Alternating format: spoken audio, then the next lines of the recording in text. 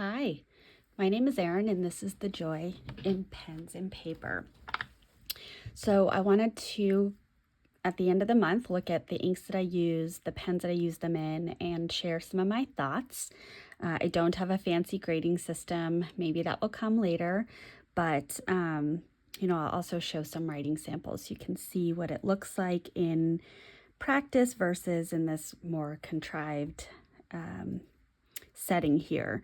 So the first pen and ink combination that I use, and I haven't cleaned this out yet, is my Narwhal demonstrator. That's a Galen Leather Co. collaboration with a fine nib, and this was inked up with Ferris Wheel Press and Atlas Stationer collaboration, Atlas Iron Ore. This ink capacity, I put a note here, it was almost too much ink. So what I had challenged myself to do this month is to write across all of the things with a pen and ink combination until it ran out, so I could see how it lasted and really dive into that pen and ink combination. So with the Narwhal, I actually used that towards the end of the month. Probably could have gone in the order that I used it, but anywho. And I started using it on the 15th of April, and it ran out on the 25th of April. So that's 10 days. 10 days of journal entries, 10 days of daily planning. What I really liked is it was a very consistent writer. Even though it had a shimmer, there was no clogging of the feed. It just was really, really consistent. It was a nice dark color. It was a nice black alternative, and I really enjoyed using it. My only gripe, which has nothing to do with the pen and the ink, was that the ink capacity just kept going, and so I found myself wanting, maybe around a week, really craving switching pens and writing with a different pen. But the other piece is that I will point out is I was on vacation for almost the entirety of using this pen, so I may have gotten through it a little bit quicker had I been working and taking more notes and doing more in my planner. But the journaling and everything is relatively consistent. So that was the first pen. The next one was Pelican Sovereign M400 in an extra fine, and this was inked up with Van Diemen's Tiger Snake, and I loved this. I am pausing for now just because I have a good ink collection. I have a lot of samples to get through, but I am seriously considering a bottle of this because it just writes so beautifully. In the green, it has this really cool, almost pink shading, and so I'm gonna stack and stack. Sorry. When I was using it for my habit tracker, the pink shading really kind of came out in some of the pooled areas. Let's see, this one, so here's using it in my planner. The shading is absolutely gorgeous. In my journal, here's what it looks like in my journal. It's legible, but it's the depth of color is beautiful. I could say all the positive things about this ink. Sorry, I'm going to jump around a little bit. The Narwhal and Galen Leather Co. I was able to do 11 journal entries with that pen and ink combination. The Pelican, I was able to do 7. So the ink capacity for the Pelican, I think for me is just about perfect. Like, this is a perfect size ink capacity because I was, had that for a week. The next one was my Pilot E95S with Robert Oster, and another Atlas Stationers exclusive, and this was the Polar Vortex. This is such a beautiful ink. I was able to get 4 journal entries in with this ink. So here's the first one. It really comes across purple here. This is definitely a purple. It's kind of like a darker Sailor 123. It just is so beautiful. And I got a little nervous when I did my swatch here because there was a little bit of feathering, and I didn't experience that at all in my Hobonichi paper. So yeah, beautiful. I can't wait to use this ink again. It is just, I think with my love of grays and more recently my enjoyment of a purple, this is kind of a perfect color. The next one is my Pilot Vanishing Point in an extra fine. This is the one I call Stormtrooper. It's white and black, and I'm realizing I didn't bring it up for this video. I apologize. But this had the Diamine ink vent from 2020 in triple chocolate. So this, and I paused in 2020. I think I got corrected that it was 2020. I don't think it was 2019. Anyway. Miss Marilyn, let me know if I got that wrong, because I think you were the one that provided me that correction. So I love, I mean, I've always loved this pen. This was my first kind of big pen purchase, maybe 7-ish years ago now, maybe a little bit more. I had this nib tuned when I went to a pen show in September. I would honestly say this actually might be an extra fine at this point. And just so you know, all of these notes here were done with my Cross Bailey light. And one of the comments that I got on this video was that the ink tended to dry up. I have placed this down and not used it for days at a time, and I picked it up and it wrote right away. And it has a ink cartridge in it, and it doesn't seem to be drying up. So I may not be experiencing that, but I've written with it very little. So, sorry, jumping around, going back to the Pilot Vanishing Point. So I started out the month with this one because I do actually really love this. I did one journal entry with this, and I selected this for my Hobonichi 5-year.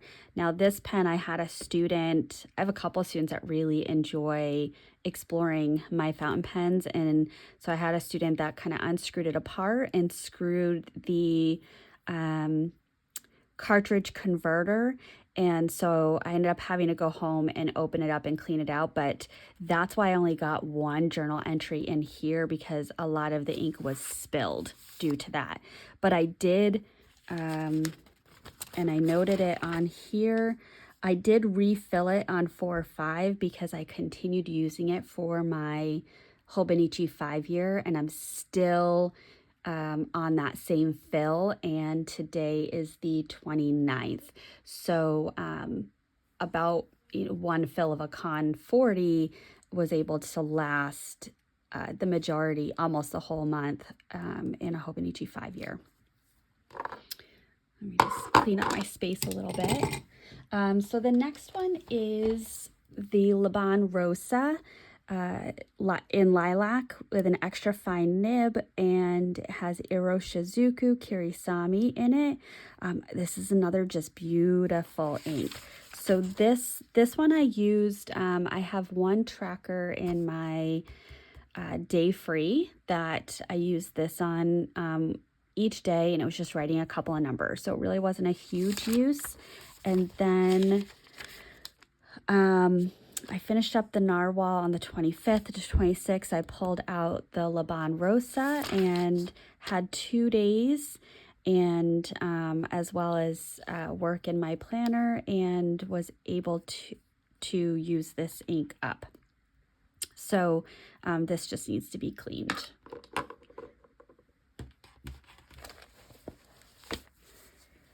All right. Oh, and let me just double check that I did. Yep, so Le Bon Rosé, I did 2 journal entries for that one. Next one was my Sailor Manyo Nuts, and this one had the Sailor Manyo Shirakashi ink that came with this pen. I was able to do 3 journal entries with this pen. And that has a medium fine. Oops. Here it is. So here's the journal entries with that pen. Beautiful writer. Beautiful writer. So it's a very comfortable pen, a very fine line. The only downside, and many of you probably know this, is the smell of a Sailor ink. It's such a chemically smell, so that's the only downside, because when I open it up, I can smell the ink. Even though I've cleaned it out, I can still smell the ink. Next up is the Pilot Firmo. This is in the dark green colorway, and it has a fine nib. This is the one of the retractable capless pens. So Pilot has the Vanishing Point, and then they have the Firmo. This one I've had inked up with Birmingham Pen Company Burnt Walnut since I got it. And this is just a consistent pen, writes upon first pickup. I'm primarily using this as a black ink, and I use it in the calendar of my planner so that it's consistent. Or, you know, for whatever reason, I like to look at a calendar and see that it's all the same. So this is my go-to for updating my calendar. And this still has ink left in it. I am considering using up this ink and then perhaps introducing a different ink to this pen. We'll see. Maybe in June.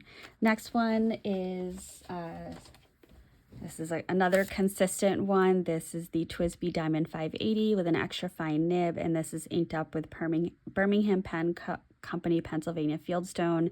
I've been using this to do notes for my doctoral studies as I go through articles and such. I primarily use this, and I've been using it in a Leuchtturm 1917 book. And I mean, it's beautiful on the Leuchtturm paper, but I prefer it on Tomoe River paper. So I want to try to incorporate more writing time with this in my Tomoe River papers because I just love it so much. The next one is the Kaweco Student in the 1970s Soul colorway with a fine nib. This has had Diamine Inkvent 2021 Storm in it. And this one, I've had Storm in it a few times. I've done a few refills. And generally, after I do a refill, the ink gets really clogged. I think that's the only downside, is I have to work really hard to unclog the ink, and I have to rinse it with water and try to flush the nib. And I do all these little like blah, blah, blah, you know, all this here. And that's a little annoying, if I'm being honest. However, once I get through that, it's just fine. So I think because I do intend to keep Storm in this pen for a bit more, because once I get it going, I like it. I just need to get better at doing that initial kind of ink flush to get the feed going, and see if I can make some headway with that. I also did not bring this pen up, the Jinhao Classic Blue Green. I'm realizing I forgot the end there. In an extra fine with Eero Shizuku Konpeki. The Konpeki is a really bright blue for me. It's not my favorite. I tend not to reach for it. I did do some pen pal correspondence with this. This pen is almost too fine for me right now, which is so fascinating. So what I might do is get some brass sheets and try out working on the nib a little bit with this pen, just because it is a cheaper pen. And so if something goes wrong, something went wrong, it's not the end of the day. Now, not shown on this page is a new pen that I got this month. And I can't even add it because, as you might be able to see in the ink windows, it's empty. So I do need to, I need to figure out if I'm going to refill this or flush it and put a different ink in it for next month.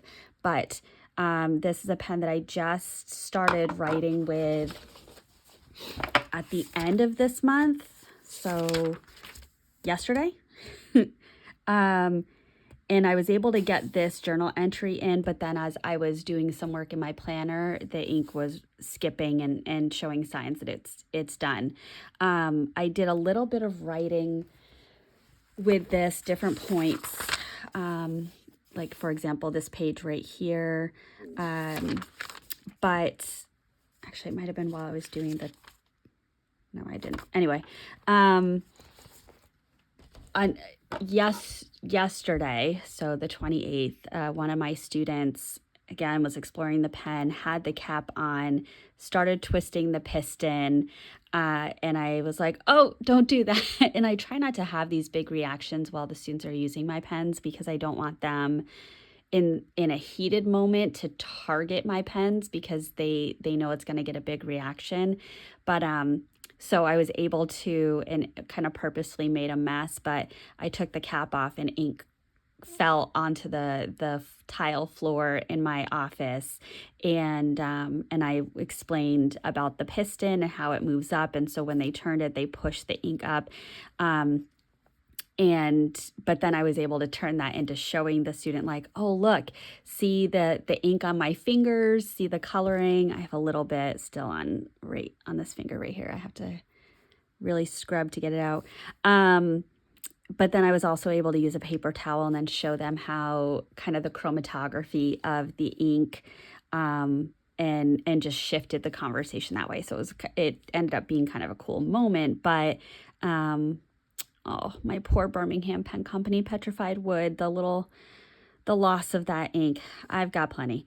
But yeah, so this writes very similar to the Narwhal, and I enjoy writing with this quite a lot. And I think that's partially also why I struggle with the Narwhal, because I just really wanted to use this new pen.